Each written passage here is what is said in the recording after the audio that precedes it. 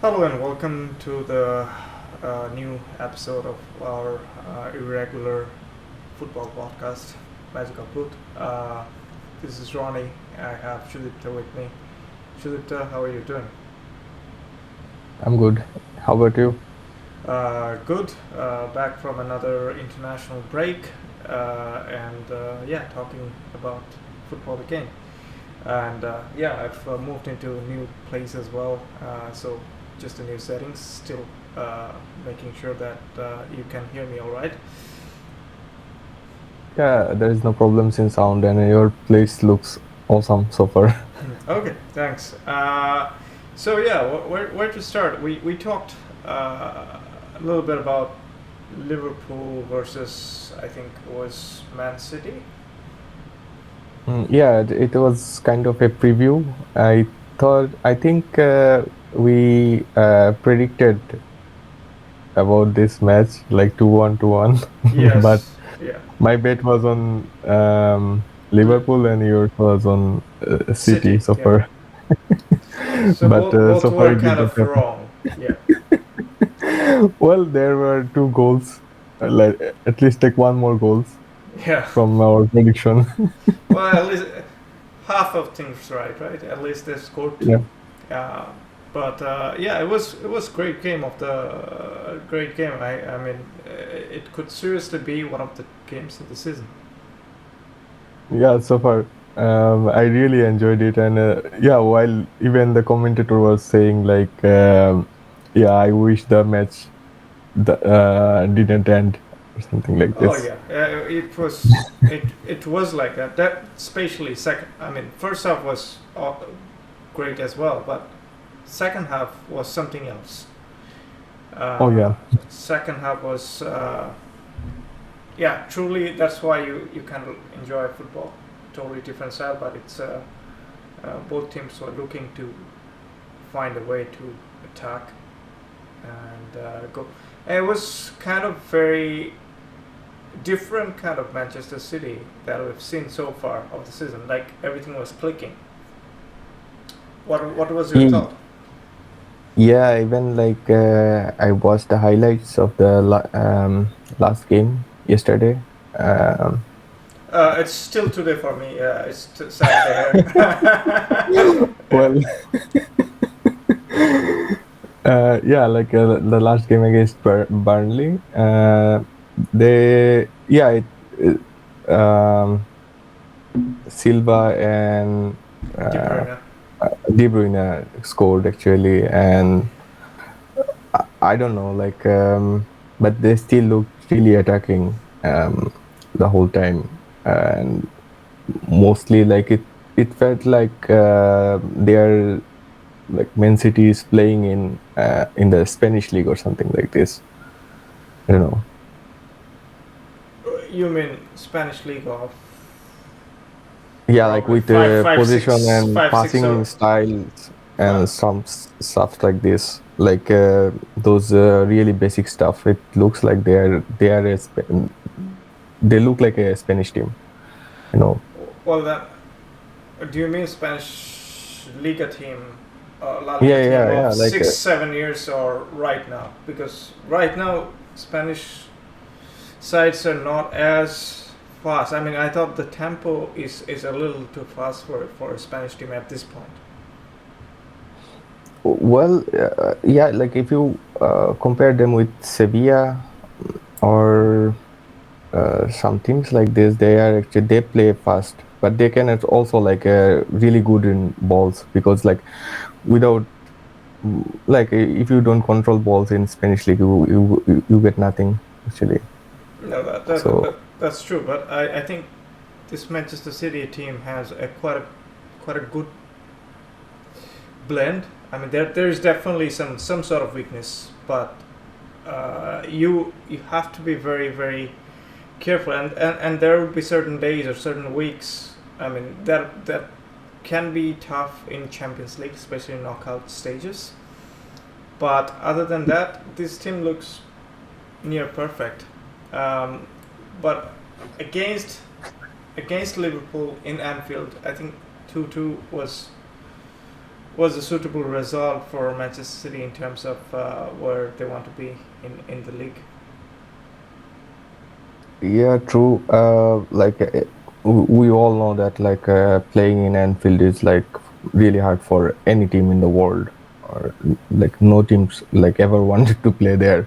But the thing is that yeah, they dominated in the position, but not like much.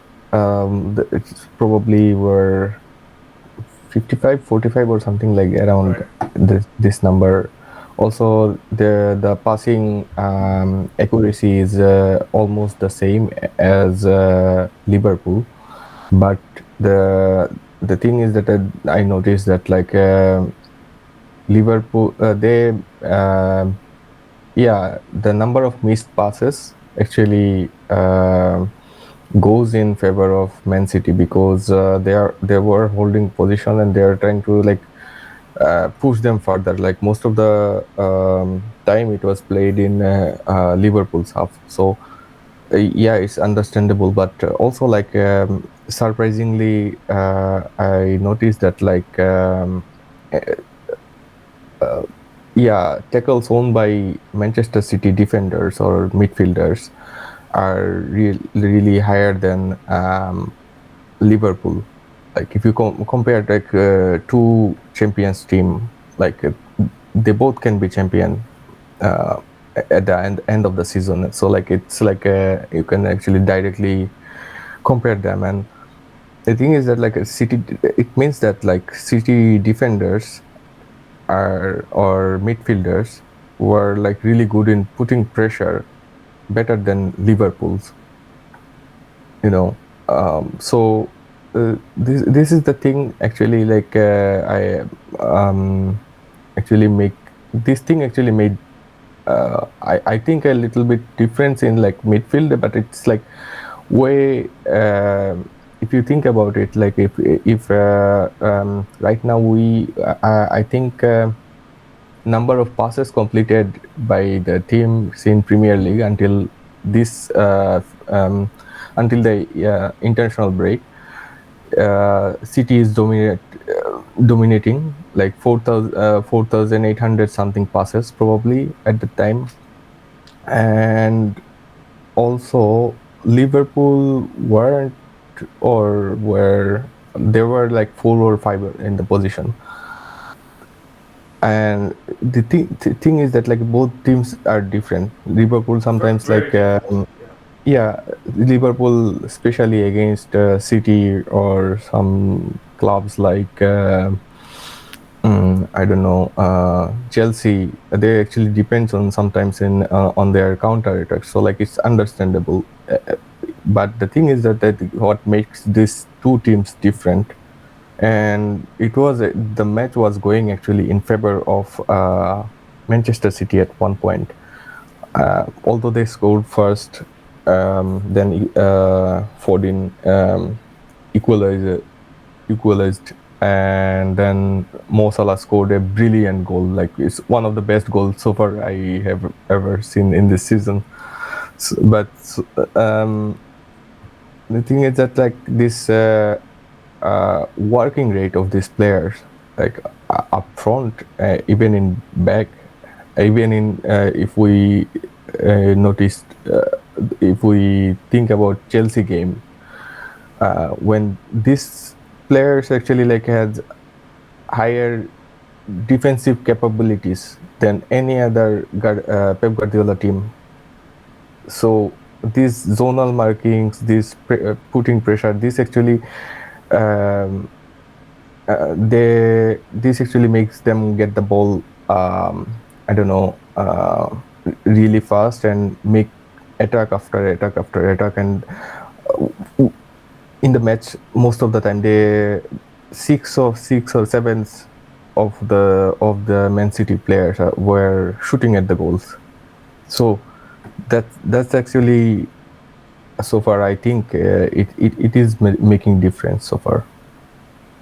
Well, you're spot on that. I thought Liverpool is always a very interesting team, given it's still Jurgen Klopp, but it was kind of struggle for them last year. on certain front, some injury.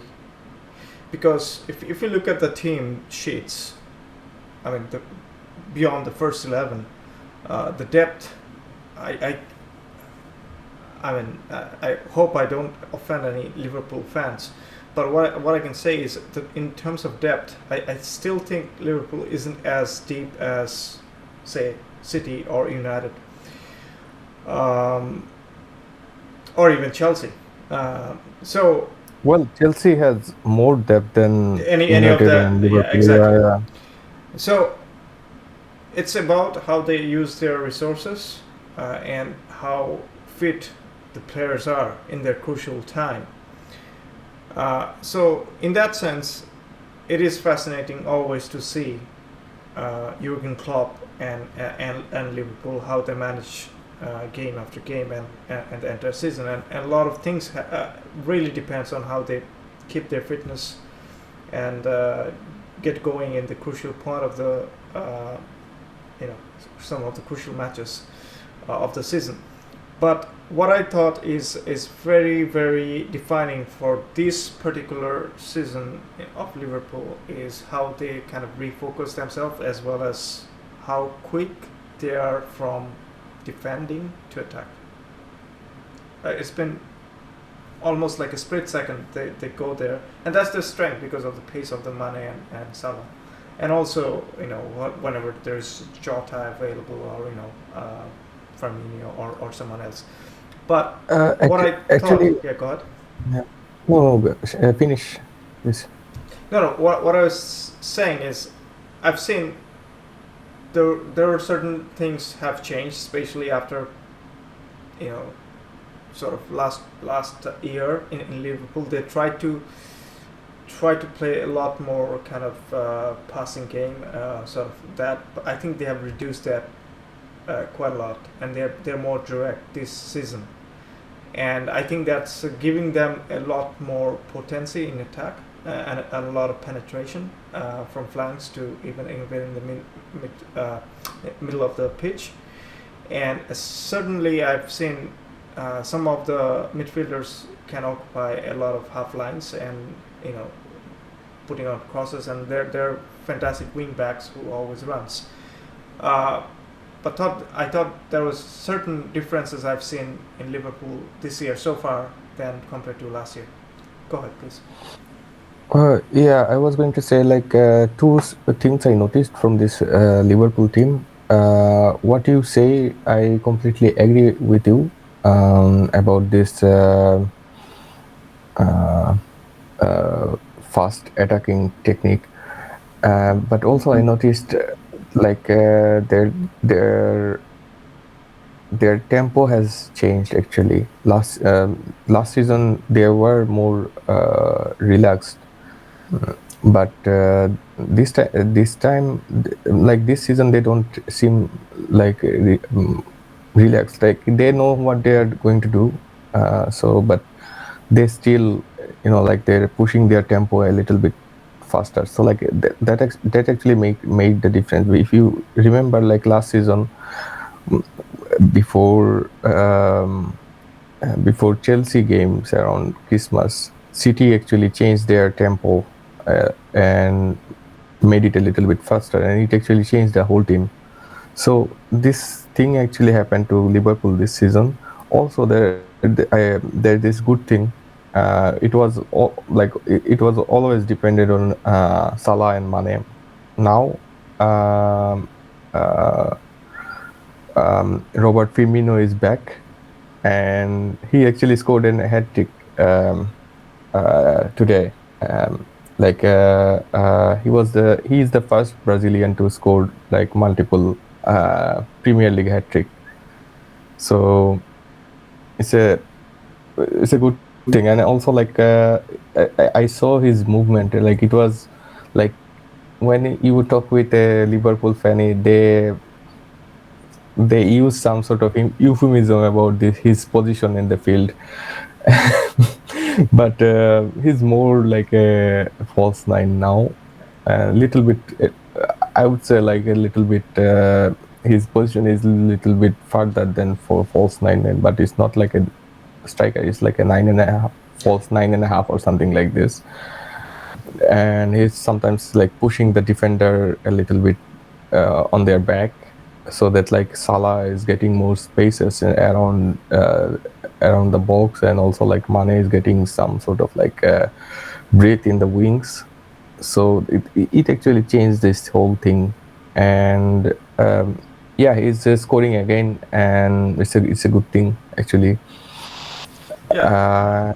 Uh, So yeah, now what teams look different? Obviously, they're different teams, different ways, but looks very strong, and not just in England itself, but obviously one of the two top teams in Europe we're talking about. yeah, I think we should move on to Yeah, uh, the game I wanted to talk a little bit. We talked about Leicester City and Manchester United, and I said, if I I remember, actually enjoyed it. I did mention about Brandon Rodgers and how this team looks so good about Leicester, and yeah, not really surprised by the 4-2 result. Have you seen the game or no? What was on your Yeah, take? it was it actually. It was fun game to watch. Until the first half, it was mostly like I would say 50-50 or sometimes 52 in favor of Manchester United. But still, like Ihiniacho, how he played the whole game. Oh my God, it's one of the brilliant performance I have ever seen. Like from a Leicester side, other than Jimmy Vardy, he wasn't actually until the third goal. He wasn't actually like in the scoring position, but yeah, he was doing all those like center forward stuff, like pushing the defender, but also like the way Iheanacho moved to the in between the lines. It was like fun to watch. It's one of Yes. the masterpiece. Yeah, and also inclusion. I have to say, masterstroke by Brandon Rodgers to the introduction of Ios Paris was was something that changed the whole attack. And yeah, but for Manchester United, I mean, I saw that little quote from Paul Scholes. Um, I think it was last week. He was saying that Ole Gunnar Solskjaer needs entire season to get some sort of trophy. How do you see that? I mean, is it a bias towards a friend or colleague? Is Manchester United does Actually, when it comes to like yeah, except for Rio Ferdinand, I don't actually trust any like I don't actually trust any opinions of like Gary Neville or Patrice Evra or anyone. Like they're like too biased to see uh, you know the whole the big picture or anything like this. Because um, like whenever I well open TV. when you say even Rio Ferdinand recently said who Bielsa managed, what big player Bielsa managed. I mean, he forgot definitely a lot of players, but yeah. I mean, Rio Ferdinand is not far from that. that Yeah, but still, like if you compare them, like it's not apples and oranges or something like this. It's more like I don't know. But when I watch those like ex Manchester United players talking about stuff like, okay, something is going to happen this season or something like this, and we have Ronaldo now, or it's like not Ronaldo is not the problem. Like they are playing with Matic in the midfield, and he is actually like trying to um, I don't know, stop Ihiniacho and these types of speedy players, like another player actually impressed me in this match is Tillemans. He was brilliant actually, he was like all over. Yeah. yeah, he was all over. These two players were running all over them, and there weren't actually anyone like in I noticed Matic when they yeah, in first 10-15 minutes he was there, he was making some fouls, like technical fouls and stuff like this, and after that there was only one shot in the second half, and that's it. Like that's what you get from a from your center defensive midfielder. Then you have something else to worried about. And like another thing is that like the players, that their center backs are not that much, fast compared to the forward line of Leicester City. So it was causing problems. So they need someone really fast in the center defensive midfield. Like we talked about about it like over and over every time we talk about Manchester United. Yeah. United. And yeah, like they need someone, like I don't know, but the thing is that like another thing I noticed, uh, it's yeah, they good thing about Manchester United is like they pass the ball a lot this season. I saw there were like until the international break they were in the second position, and also chances created from midfield, it was actually higher than the last season. Paul Pogba seems to find his way in, but the thing is that like um, they need someone who can actually cover Pogba to make those, like Pogba run, like late coming to the box, or probably some sort of cross, or something like this, or some through balls from him. And there were actually like from Luke Shaw, from